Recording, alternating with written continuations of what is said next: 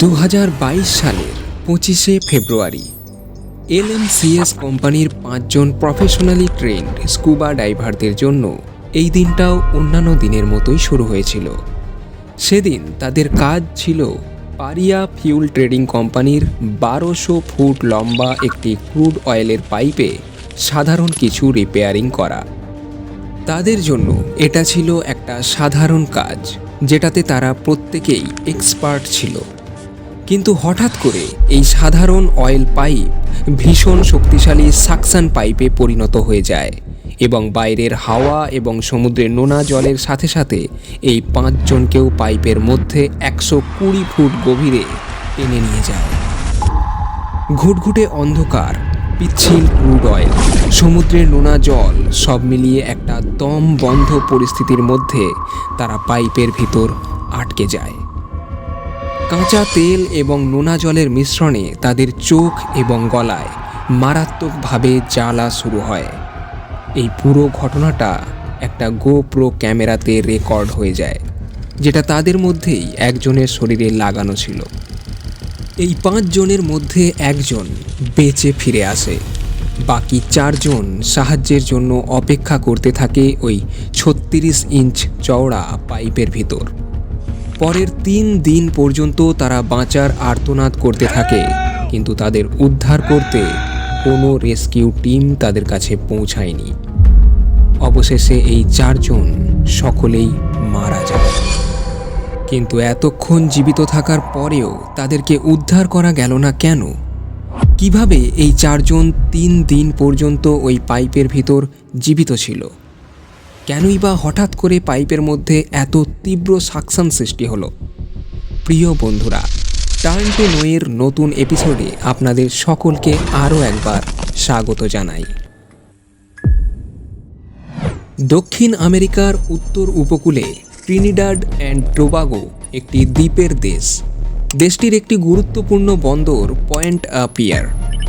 আর এখানেই সেদিন এই মর্মান্তিক দুর্ঘটনা ঘটেছিল। পারিয়া ফিউল ট্রেডিং কোম্পানি হলো এই দেশটির একটি গুরুত্বপূর্ণ পেট্রোলিয়াম কোম্পানি। পয়েন্ট আ পিয়ার বন্দর সংলগ্ন সমুদ্রে তাদের একটি পুরনো অয়েল পাইপলাইনের রিপেয়ারিং করতে হবে এবং এই কাজটির জন্য তারা LMCS লিমিটেড কোম্পানির সাথে চুক্তি করে। LMCS এই কাজটির জন্য 5 জন সুদক্ষ এবং প্রফেশনালি ট্রেন্ড ডাইভারদের সিলেক্ট করে। Christopher Boodram, Kazim Ali junior, Yusuf Henry, Rishi Nagassar এবং ফাইজাল কুরবান। 25শে ফেব্রুয়ারি 2022 এই 5 জন ডাইভার প্রস্তুত তাদের কাজ শুরু করার জন্য। তাদেরকে একটা বিশাল 1200 ফুট লম্বা ইউ আকৃতির আন্ডার ওয়াটার অয়েল পাইপে রিপেয়ারিং করতে হবে। এই পাইপের দুদিকে 2টো রাইজার ছিল। এর মধ্যে বার্থ 6-এর রাইজারের সাথে তাদের একটি এক্সটেনশন পাইপ জুড়তে হবে, সেটাকে সমুদ্রের জলের লেভেল থেকে আরও উঁচু করার জন্য। এই রাইজারগুলোর মাধ্যমেই পাইপটিকে অন্য কোনো কিছুর সাথে কানেক্ট করা যায়। যখন এই তেলের পাইপলাইনটি চালু থাকবে, তখন জাহাজগুলো বার্থ 5-এ এসে দাঁড়াবে এবং জাহাজ থেকে কাঁচা তেল এই পাইপের মধ্যে দিয়ে বার্থ 6-এ পৌঁছে যাবে, যেখান থেকে প্রয়োজন মতো কাঁচা তেল পৌঁছে যাবে অয়েল রিফাইনারি বা তেল পরিশোধনাগারে। জলে ডুবে থাকা এই পাইপে মেরামতি করার জন্য 8 ফুট বাই 8 ফুট মাপের একটি হ্যাবিট্যাট চেম্বার তৈরি করা হয়, যেখানে ওই 5 জন দাঁড়িয়ে কাজ করার মতো একটা প্ল্যাটফর্ম ছিল এবং তাদের শ্বাস প্রশ্বাস স্বাভাবিক রাখার জন্য প্রয়োজন মতো অক্সিজেন সাপ্লাইয়ের ব্যবস্থা ছিল। শুনতে জটিল মনে হলেও এটা আসলে আমাদের চেনা খুব সিম্পল একটা পদ্ধতি। আপনি যদি জলের উপর একটা গ্লাসকে উপুড় করে রেখে জলের মধ্যে প্রবেশ করান, তাহলে লক্ষ্য করবেন গ্লাসের ভেতর কিন্তু জল ঢুকছে না। হ্যাবিট্যাট চেম্বার ঠিক একই জিনিস, শুধু আকারে বড়। তফাৎ হলো এর মধ্যে অক্সিজেন সাপ্লাইয়ের জন্য একটা ব্যবস্থা থাকে। পরিকল্পনা মাফিক এই 5 জন ডাইভার 25 তারিখ তাদের সমস্ত সরঞ্জাম নিয়ে জলে ডুব দেয় এবং ডাইভ করে হ্যাবিট্যাট চেম্বারের ভিতরে গিয়ে পৌঁছায়। সেখানে তারা তাদের সমস্ত সরঞ্জাম খুলে কাজ শুরু করে। তাদের প্রথম কাজ হলো পাইপের মধ্যে থাকা একটা এয়ারটাইট ইনফ্ল্যাটেবল প্লাগ খুলে বার করা। এই প্লাগ আসলে একটা সিল, যেটা পাইপের মধ্যে থাকা তেল যাতে বাইরে এসে সমুদ্রের জলে মিশে না যায় সেই জন্যই লাগানো থাকে যখন সেই পাইপ ব্যবহার করা হয় না। কাজ শুরু করার পরেই ফাইজাল কুরবান খেয়াল করে যে পাইপের আকৃতি ঠিকঠাক নেই এবং এই ডিফর্মিটির জন্য পাইপের সিলগুলো সঠিকভাবে ফিট করা যায়নি। তারা তৎক্ষণাৎ পারিয়া কোম্পানিকে এই ব্যাপারে ইনফর্ম করে। এরপর পারিয়া এবং এলএমসিএস কোম্পানি এই সব বিষয়গুলো নিয়ে আলোচনা করে দুপুরের লাঞ্চের পর তাদের কাজ চালিয়ে যাওয়ার ছাড়পত্র দেয়। খাওয়া দাওয়ার পর দুপুর 2:45 নাগাদ তারা আবার হ্যাবিট্যাট চেম্বারে ফিরে আসে।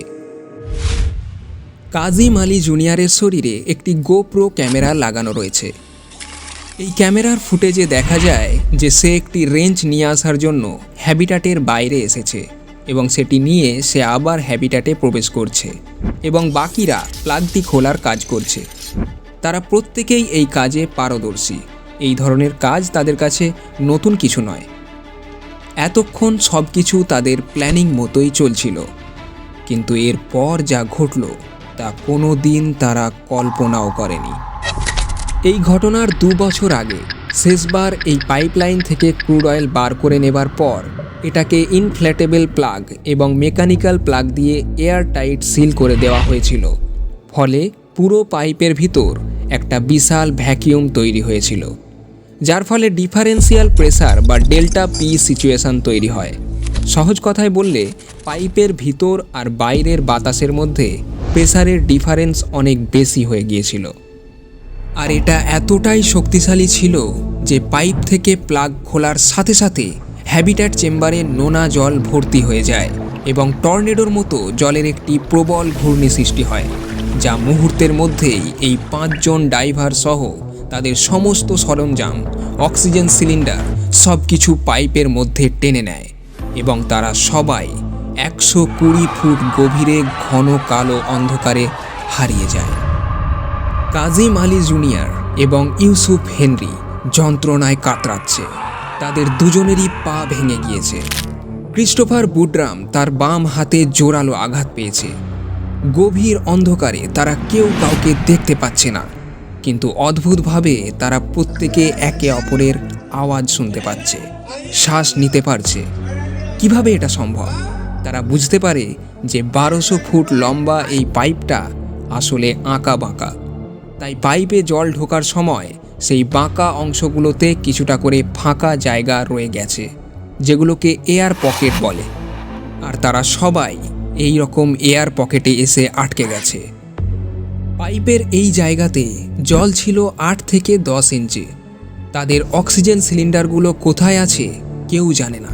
তাই অতি দ্রুত এই জায়গা থেকে তাদের বেরোতে হবে, নইলে তারা শ্বাসরুদ্ধ হয়ে মারা যাবে। কিন্তু এবার তাদের সামনে আরও একটা সমস্যা। তারা কেউ জানে না তাদের কোন দিকে এগোতে হবে। পাইপের একদিক অর্থাৎ বার্থ পাইপের মুখ বন্ধ।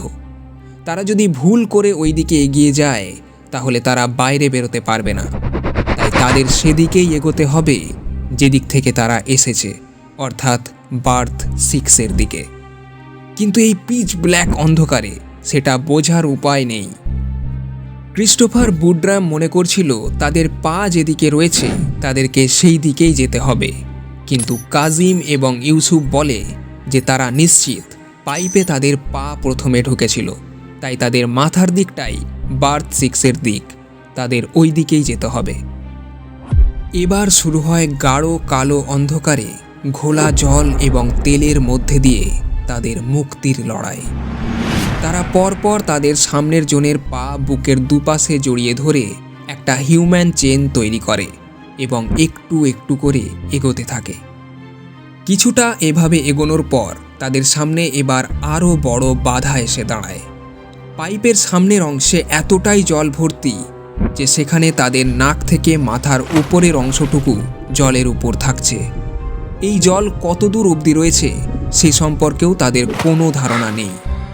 এই অংশটা এভাবে 5 জন মিলে ধীরে ধীরে পার করার চেষ্টা করলে তারা সবাই মারা পড়বে। তাই তারা সিদ্ধান্ত নেয় যে ক্রিস্টোফার বুডরাম এবং কাজিম আলী যেহেতু সামনে রয়েছে তাই তারাই এগোবে এবং বাকি 3 জন এখানেই ওই 2 জনের জন্য অপেক্ষা করবে। বুডরাম এবং কাজিম সামনের দিকে এগোতে থাকে। কিছু দূর এগোনোর পর তাদের পায়ে একটা শক্ত জিনিস ঠেকে। এটা ছিল একটা অক্সিজেন সিলিন্ডার।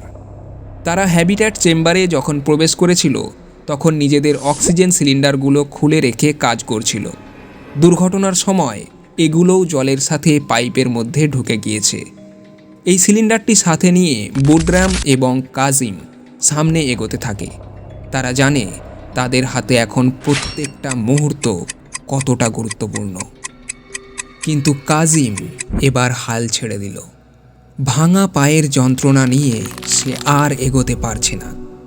সে বুডরামকে রিকোয়েস্ট করে তার সাথে সেখানেই থেকে যাওয়ার জন্য। তার একা থাকতে ভয় করছে, কিন্তু এখানে এসে থেমে যাওয়ার মানে নিশ্চিত মৃত্যু, এটা বুডরাম জানে। তাই সে তার বন্ধুকে কথা দেয় যে সে বাইরে গিয়ে তাদের জন্য সাহায্য নিয়ে আসবে। সে কখনোই তাদের ছেড়ে যাবে না। তারা যে বেঁচে আছে সেটা জানানোর জন্য একজনকে বাইরে বেরোতেই হবে। এবার বুডরাম একদম একা। গভীর অন্ধকারে তেল আর জল ঠেলে সে এগোতে থাকে। এগোনোর সময় সৌভাগ্যবশত সে আরও 2টো অক্সিজেন সিলিন্ডার পায়। এই সিলিন্ডার থেকে সে একটু একটু করে অক্সিজেন নিতে থাকে এবং সামনে এগিয়ে যায়। তার চোখে এতটাই জ্বালা হচ্ছিল যে এক পলকের জন্যও চোখ খোলা যাচ্ছে না। এমন সময় সে বুঝতে পারে যে পাইপের সামনের অংশটা খাড়াভাবে উপরে উঠে গেছে, অর্থাৎ এখান থেকে রাইজার শুরু হয়েছে। কিন্তু এটা কোন দিকের রাইজার, বার্থ 5 নাকি বার্থ 6? যদি এটা বার্থ 5-এর রাইজার হয় তাহলে উপরে ওঠার পর সে পাইপের মুখ বন্ধ পাবে, আর তারপর সেখান থেকে বেঁচে ফিরে আসা তার জন্য অসম্ভব। দম বন্ধ হয়েই মৃত্যু হবে তার। আর যদি বার্থ 6 হয় তাহলে সে হ্যাবিট্যাটে পৌঁছাতে পারবে আর তার সঙ্গীদের জন্য সাহায্য পাঠাতে পারবে। আর সময় নষ্ট না করে বুডরাম রাইজারের মধ্যে ঢুকে পড়ল এবং উপরে উঠতে থাকল। অবশেষে সে পাইপের একদম শেষ প্রান্তে পৌঁছে গেল। এটা ছিল বার্থ 6-এর রাইজার। কাজিম এবং ইউসুফের কথা একদম ঠিক ছিল, কিন্তু লড়াই এখনও শেষ হয়নি। এখানে পৌঁছানোর পর তার মাথায় যেন আকাশ ভেঙে পড়ল, কারণ সে বুঝতে পারছে হ্যাবিট্যাট চেম্বারে কেউ নেই। দুর্ঘটনার পর 3 ঘন্টা পেরিয়ে গেছে, অথচ তাদের 5 জনকে বাঁচানোর জন্য কেউ কোনো চেষ্টাই করেনি। এবার যা করার তাকে নিজেকেই করতে হবে। কিন্তু পাইপের উপরের অংশটি বুডরামের হাতের নাগালের থেকে সামান্য একটু উপরে। সে কোনোভাবেই সেখানে হাত পৌঁছাতে পারছে না। পাইপের উপর থেকে একটা চেন নিচে ঝুলে রয়েছে। বুডরাম সেই চেন ধরে নিজেকে উপরে টেনে তোলার চেষ্টা করতে শুরু করলো, কিন্তু পাইপের দেওয়াল এতটাই পিচ্ছিল যে কোনোভাবেই সে সেখান থেকে বের হতে পারছিল না। সে এবার সাহায্যের জন্য চিৎকার করতে শুরু করলো এবং চেইন দিয়ে পাইপের দেওয়ালে আওয়াজ করতে শুরু করলো। কিছুক্ষণ পর পাইপের বাইরে একটা নক করার আওয়াজ আসে। বুডরামও একটা নক করে। এরপর 2টো নক করার আওয়াজ আসে বাইরে থেকে। বুডরামও 2বার নক করে। সে বুঝতে পারে কেউ তার আওয়াজের রিপ্লাই দিচ্ছে। এবার সে যেন একটু আশার আলো দেখতে পেল। অবশেষে বুডরামের একজন সহকর্মী তথা প্রতিবেশী রোনাল্ড র্যামোটার তাকে পাইপের মধ্যে থেকে উদ্ধার করে এবং তাকে সান ফার্নান্ডো জেনারেল হসপিটালে ভর্তি করা হয়। কিন্তু তার বাকি 4 জন সঙ্গীর কি হবে? তারা যে সাহায্যের জন্য অপেক্ষা করছে। বুডরাম পাইপ থেকে বেরিয়ে আসার পর রোনাল্ড র্যামোটারকে জানায় যে কাজিম, ইউসুফ, ঋষি এবং ফাইজাল সবাই জীবিত আছে, আর কাজিম খুব কাছেই অপেক্ষা করছে তার জন্য। তাদের তাড়াতাড়ি উদ্ধার করতে হবে। এটা জানার পর রোনাল্ড এবং আরও কয়েকজন রেস্কিউ ডাইভার্স নিজেদের উদ্যোগে ওই চারজনকে উদ্ধার করতে যাবার জন্য প্রস্তুত হয়ে যায়। কিন্তু পারিয়া কোম্পানির terminal operation manager Colin piper তাদের একবার চেষ্টা করতেও অ্যালাউ করেনি। বদলে সে বুডরামকে মিথ্যা আশ্বাস দেয় যে বাকি চারজনকে রেস্কিউ করার জন্য ইকুইপমেন্টস আনা হচ্ছে, সবাইকে উদ্ধার করা হবে। কিন্তু আসলে সেই চারজনকে বাঁচানোর জন্য কিচ্ছু করা হয়নি। উদ্ধার করা তো দূর, কোনো চেষ্টাই করা হয়নি। শুধু তাদেরকে নির্মমভাবে মৃত্যুর মুখে ঠেলে দেওয়া হয়েছিল। পরিবারের লোকেদের হাজারো আর্তনাদ অনুরোধ সত্ত্বেও পারিয়া ফিউল ট্রেডিং কোম্পানি, যাদের পাইপলাইনে রিপেয়ারিং করতে এই পাঁচজন এসেছিল, তারা কোনো রেস্কিউ টিম পাঠায়নি। যদিও ওই দেশের বেস্ট এক্সপার্টরা ঘটনাস্থলে উপস্থিত ছিল, তবুও তাদের উদ্ধার কাজে নামানো হয়নি। বরং পারিয়া কোম্পানি এই চারজন ডাইভারকে মৃত বলে ঘোষণা করে দেয়, যারা তখনও পাইপের মধ্যে সাহায্যের আশায় অপেক্ষা করছিল, ক্লান্ত, পরিশ্রান্ত, অসহায় হয়ে। হতভাগ্য ওই চারজন জানেও না যে যাদের উপর ভরসা করে তারা প্রহর গুনছে, আসলে সেই পারিয়া ফিউল কোম্পানি এখন শকুনের মতো তাদের মৃত্যুর অপেক্ষা করছে। ঘটনাস্থলে প্রচুর মানুষ এসে পৌঁছায়। প্রত্যক্ষদর্শীরা বলে যে পরের 3 দিন পর্যন্ত পাইপের দেওয়ালে অস্থিরভাবে আঘাত করার আওয়াজ শুনতে পাওয়া যাচ্ছিল। যন্ত্রণায় ছটফট করতে করতে মানুষগুলো একটু সাহায্যের জন্য আর্তনাদ করছিল। কিন্তু পারিয়া ফিউল কোম্পানি না তো নিজেরা কোনো চেষ্টা করলো, না কাউকে চেষ্টা করতে দিয়েছিল। তারা শুধু মানুষগুলোর মৃত্যুর জন্য অপেক্ষা করছিল। 3 দিন পর পাইপের দেওয়ালে আঘাত করার আওয়াজ ধীরে ধীরে থেমে গেল। তখন পারিয়া ফিউল কোম্পানি তাদের দেহ উদ্ধারের জন্য রেস্কিউ টিম পাঠায়। কাজিম আলী, ইউসুফ হেনরি, ফাইজাল কুরবানের দেহ 28 ফেব্রুয়ারি উদ্ধার করা হয়, কিন্তু ঋষি নাগাসারের দেহ খুঁজে পাওয়া যায় 2 মার্চ। পরিবারের লোকেরা বলে, যখন তাদের দেহ উদ্ধার করে আনা হয়েছিল তখন তাদের সারা শরীর রক্ত আর তেলে আবৃত হয়েছিল, আর ঋষি নাগাসারের শরীর দেখে তাকে চেনা যাচ্ছিল না। পোস্টমর্টেম রিপোর্ট থেকে জানা যায়, কাজিম আলী, ইউসুফ হেনরি, ফাইজাল কুরবানের মৃত্যু হয়েছিল 27 ফেব্রুয়ারি, আর ঋষি নাগাসার মারা গিয়েছিল 28 ফেব্রুয়ারি মধ্যরাতে। অর্থাৎ দুর্ঘটনার পরেও 3 দিন পর্যন্ত তারা জীবিত ছিল। এই দুর্ঘটনার পর পারিয়া ফিউল ট্রেডিং কোম্পানির উপর সাধারণ মানুষ ক্ষিপ্ত হয়ে ওঠে। ওই দেশের সরকার এই ঘটনার পরিপ্রেক্ষিতে একটি তদন্ত কমিশন গঠন করে। ক্রিস্টোফার বুডরামের কাছ থেকে পুরো ঘটনার ধারা বিবরণী নেওয়া হয়। Happened so fast, you couldn't react all. The only thing I remember able to do was cover my head, like in the fetal position. After that, all I remember, I didn't even remember actually getting pulled in the pipe. I just remember going pulled through the pipe at unbelievable speeds. It feel like if when you're driving a car and you're doing 100 or 120 on the highway, you feel like if you're going through that kind of speed. Every time I try to stop myself jamming the walls of the pipe, I would feel my hands burning through the wetsuit. While going down it, I feel a little debris hitting you.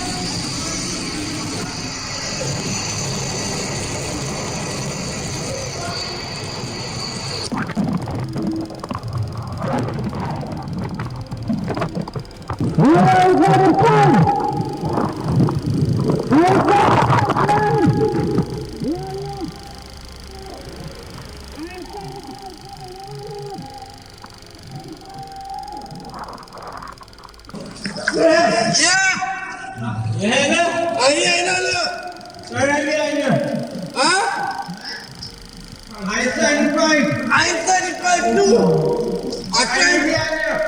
I trying to come up. Yeah. All right behind you. You're right behind me. You don't know when to come up.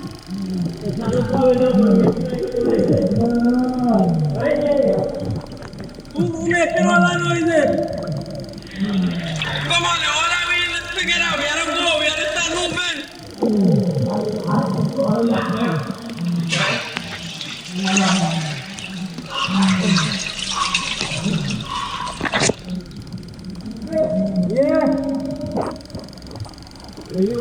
I don't know. I'm trying to come up. Trying to come up.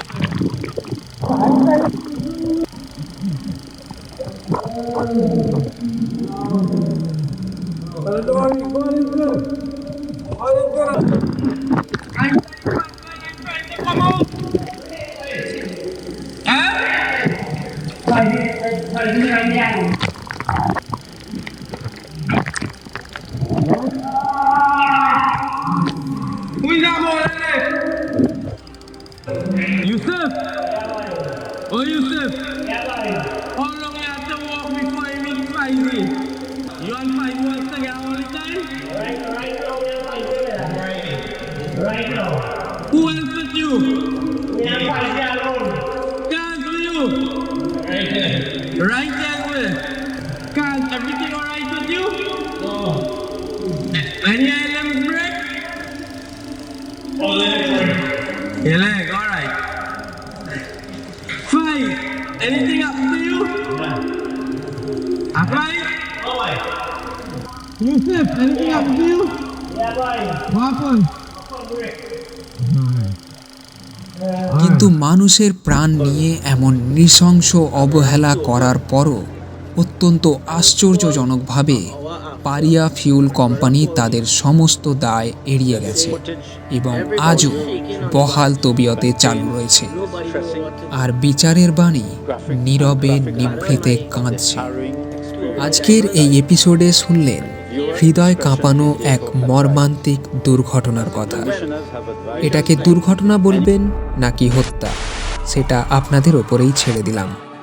শুধু আপনাদের কাছে আমার একটা ছোট্ট অনুরোধ, এই এপিসোডটা আপনাদের কেমন লাগলো কমেন্টে জানাবেন, খুশি হব। আজকের ভিডিও এ পর্যন্তই। ফিরবো আবার এরকমই অজানা কোনো তথ্য নিয়ে নতুন কোনো ভিডিওতে। ততক্ষণ ভালো থাকুন, সুস্থ থাকুন আর দেখতে থাকুন টার্ন টু নো।